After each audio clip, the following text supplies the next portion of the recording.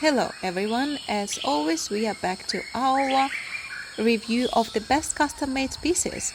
That's the episode where we look at beautiful jewelry, admire it, and don't criticize anything because everything you see has long been sold or made to order following the client's designs. And number one, here we have a magnificent Ethiopian opal. In this case, the opal has been artificially darkened, which gives it a very deep and moody tone. There are different methods of doing this, by the way. Some stones are smoked, others undergo carbonization or acid burning or sugar firing. There are many ways to achieve the effect, and all these are considered acceptable treatments. But there are also unacceptable enhancements for opals, like dye impregnation. That's when a pale and nearly colorless opal is soaked in chemical dyes and suddenly turns super bright and neon. If you ever see an opal with unnaturally toxic color, like acid pink, electric green, or hyper bright yellow, that's most likely dyed material. You can absolutely wear it if you like the look, no one forbids that, but the price must reflect it. Such stones shouldn't cost more than $15-20 per gem, not per carat, per piece. Here, however, we used a high-quality natural opal that was only gently blackened to enhance contrast. A gem like this can be quite valuable.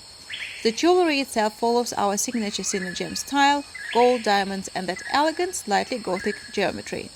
We have created many variations of this design over the years with different gemstones and color palettes, from black and gold with black diamonds to bright, contrasting combinations, and it always looks striking. Number two, this piece is both jewelry and investment. You wear it, admire it, and meanwhile it quietly grows in value. It features a large top-quality aurora garnet with a beautiful rich hue. Aurora garnets have an exceptionally wide color range. They can shift from the warm honey to deep red violet. The design is completely classic. No excessive flourishes, no curls, petals, or filigree, just gold and diamonds, pure and balanced. And here I completely agree with the author of the design, who, by the way, is the client. The stone itself is the centerpiece, and it really doesn't need anything else around it. The prong setting is quite delicate, so it's important to have it checked regularly by a professional jeweler. With wear, small prongs can catch on clothing or knitwear and may eventually bend slightly, so they should be tightened occasionally. And of course, that applies to all types of settings, not only these delicate ones. Always keep an eye on them. Number three is our undying classic.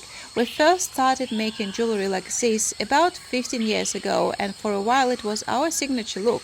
Simple geometric rings for everyday wear. No decorative excess, no intricate details, just clean minimalism. Inside, the ring is engraved with personal mantras, and this particular one is gold or silver, most likely gold, with a glossy black rhodium finish. Each mantra is chosen by our shaman individually for every client's request.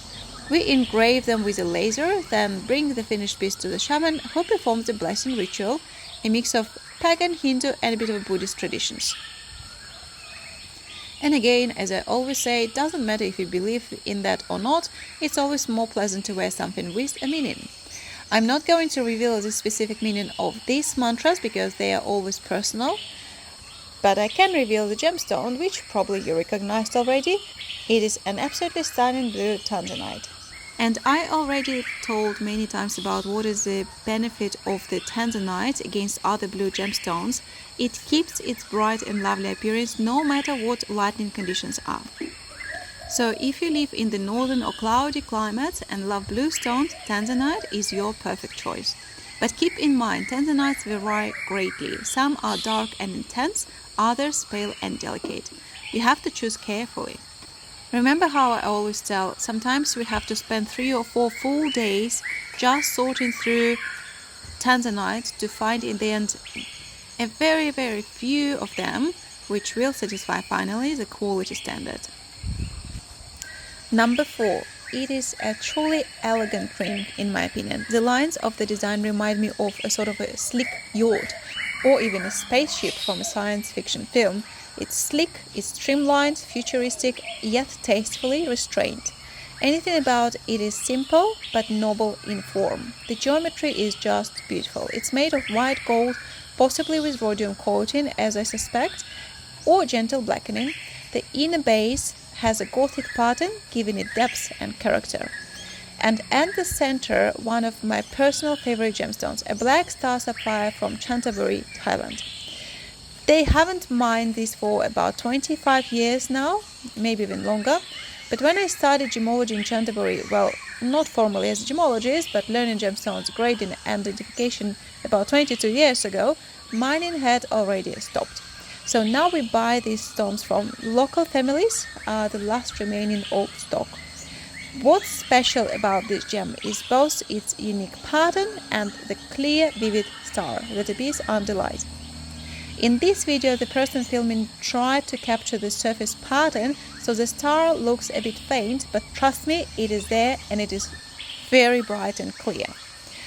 We always test and check each one carefully, so sometimes the stone has a beautiful texture, but when you take it to the sunlight, the star turns pale. We never keep those.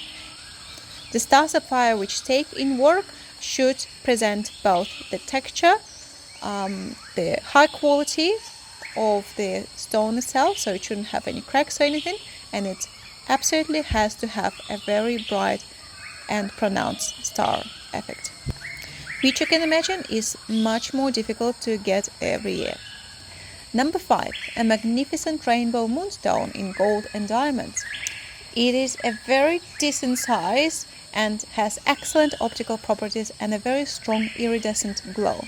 And here is some news I haven't shared anywhere yet, and we're going to make a separate video about it. This material came from a single deposit in Madagascar, which we managed to access, but it has now been officially closed. Why? Because a chaotic mining village had grown around it, the usual patchwork of huts and tents. Then a fire broke out, everything burned down and people were endangered. Authorities and police arrived and the government shut down the mine entirely, which is bad news for those who didn't manage to buy it before. The good news, I personally have a few kilos of excellent material from that deposit, so as you can imagine, the price will now rise sharply. It was already going up, but from now on it will climb even faster. So those smart people who managed to buy that already from us, you will be pleasantly surprised in the coming years. Madagascar's mining sector is very unstable, unfortunately, and buried in bureaucracy, so no one knows when extraction might resume, but one thing is certain, when it does, the price will never drop. I have seen this pattern many times before. Number 6, a stunning piece of jewelry. Later in the episode you will see a matching ring from the same set. This one features my absolute favorite gem combination, dark steel grey pearls. The shades shift from stormy metallic to deep twilight, that mysterious play of tone that frankly could rival black spinel in mood. Gold, black diamonds and Gothic details, it's absolutely gorgeous. I only regret that it's not considered common for men to wear such jewelry, because honestly I think that would make a stunning accessories. In fact, for example, in old Burmese culture before colonization, wealthy men wore large, heavy, ornate earrings as symbols of status as masculinity. So why not to bring the tradition back in some European countries as well? I think it would look fancy. Besides its beauty, this piece is also an investment, since high-quality pearls are being produced less and less each year, and prices are rising by a handsome 30% annually and continue climbing.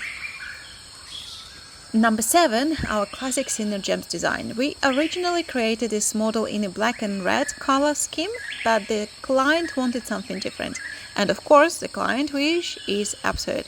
So here we have white gold coated with rhodium for extra brightness. And yes, even white gold, we still need to coat with rhodium if you want to have this extra bright white hue, because true white gold always has a slight yellowish tint. The piece combines white gold, diamonds and a perfectly selected tanzanite, a gemstone with that rare, pure blue flame color I often talk about. The challenge with tanzanite is that it's often either too pale or too dark, almost black, just like royal blue sapphires, and even in Tanzania itself many stones appear overly dark. And if you take them to London, let's say, they will look completely black forever. But this particular one will stay bright blue anywhere. That's why it's exceptional. So if you love blue gems and live in the northern climate, I do recommend the tanzanite. Just choose carefully, as selection is everything. Or just trust the selection to us. Number 8, another aurora garnet, even more beautiful than the previous one. This one has a darker undertone and I adore such hue. And judging by the number of dark gem lovers among our viewers, I'm clearly not alone. I love bright stones too, but if I had to choose between a screaming neon green sphere and deep blood dark garnet, I would choose a garnet.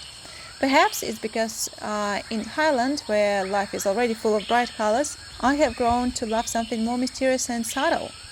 Here we have our Gothic design again, gold both polished and blackened, Gothic motifs outside and engraved inside, anything exactly the way we love it.